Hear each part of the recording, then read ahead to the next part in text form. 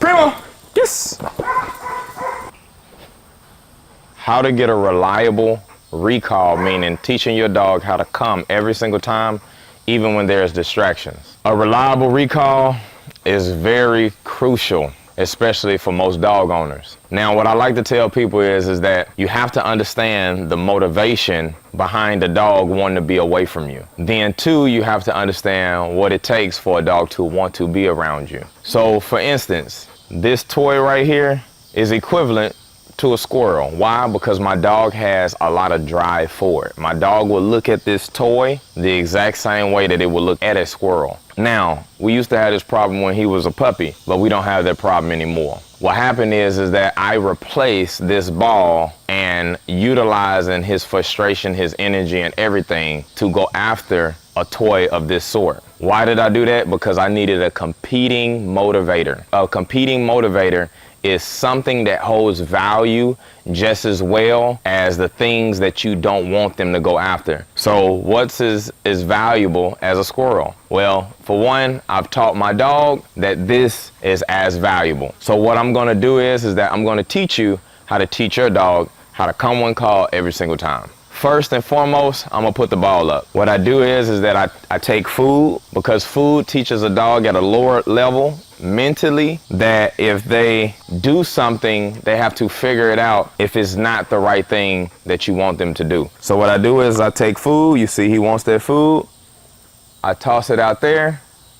Now, he's a trained dog, but I'm going to explain. I would take a leash, matter of fact, we got one right here. So what I would do, I would start off, I would take a leash. I'll make sure that I have control over the dog. The dog knows that the food is out there. Let's say it's there. I'm going to teach the dog that it can get the food when I tell it that it can get the food. So I'm just gonna tell him a command and I'm gonna help him and push him in that direction to get that food. So I'm gonna say, okay. He finds the food. We come back, we do it again. I'm letting him know that this is an option. He has the ability of getting the food. Okay. So we do that back to back. Then what I do is that I let him know that the food is out there. I give him the command and then I'm gonna stop him short and bring him back to me. Okay.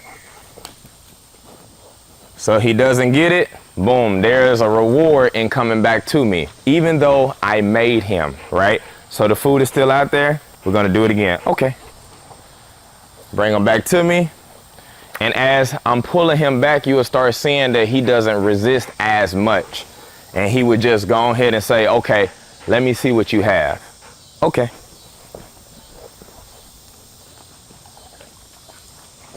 So as he gets used to this, okay. The food that's out there starts to lower value. Now, even though I done made him come back to me, I do not want to downplay or I don't want to decrease the value of the food that's away. So I'm going to let him find it. I'm going to let him get it. Okay.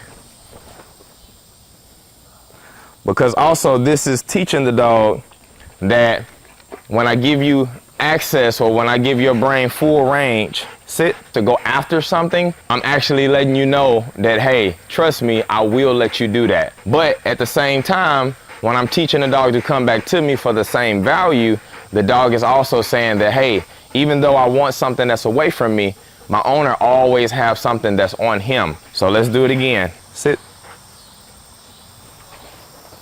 Okay. He feel that resistance. He looks at me, he gets food. Okay. He feel that resistance. He looks at me, get food. Once I see that he's starting to understand, now I'm gonna add his name, which will be our recall command. So I'm gonna say, okay, Primo. Just like that. Okay, Primo. Good. Now you seeing that he's starting to whip around real fast. That's just because he know that there's benefit in being around me. Okay, Primo.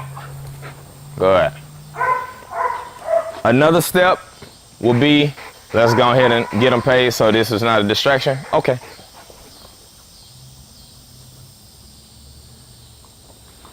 Once the dog has the concept, now we have to figure out what is something that's of higher value. What would make this dog not want to come back? And this is the reason why I built Drive for the toy. So I have a toy here I'm gonna toss it out like that. He has high drive. He might not look like it right now, but that's because he's very much controlled. What I'm going to do is I got another toy, which is a competing motivator, okay? And I'm going to allow him to go after the toy, but I'm gonna hold a short leash so it just don't catch me off guard. I'm gonna tell him, he can't get it. He come back, yes.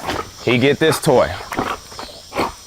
Los zits. Now, the benefit is that he knows for a fact that this is something that he thrives for, right? And thriving for something is very good because when a dog sees a distraction, you don't necessarily want the dog to say, I just have to go after that, and if I don't go after that, I'm gonna feel bad, so I'm gonna give it my all. You want the dog to think that, yes, that's a potential reward, that's a potential gift for me, but maybe, what if I stick around and receive something from my owner? Or what's the possibility if I stick around to receive something from my owner? And if that thing that you have of the dog through repetition, the thing that you have that holds a lot of value, the dog will start to make sense that I will sacrifice that reward for a potential reward that's on you, all right? And then as the dog gets better and the dog gets more mature, and the dog gets to where it's really fun,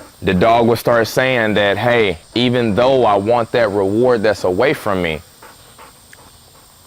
it makes sense to control myself. That is a potential reward that I might be able to get at some point, but it has to come from my owner. So these exercises teaches the dog that if you want something, in order to get it, it comes from compliance. Primo!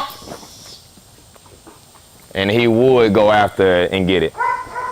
Los.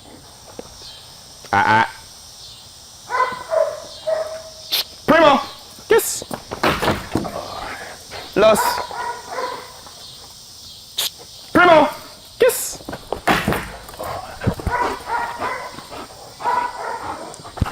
Los. Primo. Yes.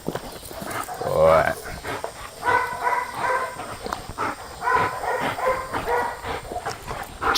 Primo, yes. Oh boy. Down.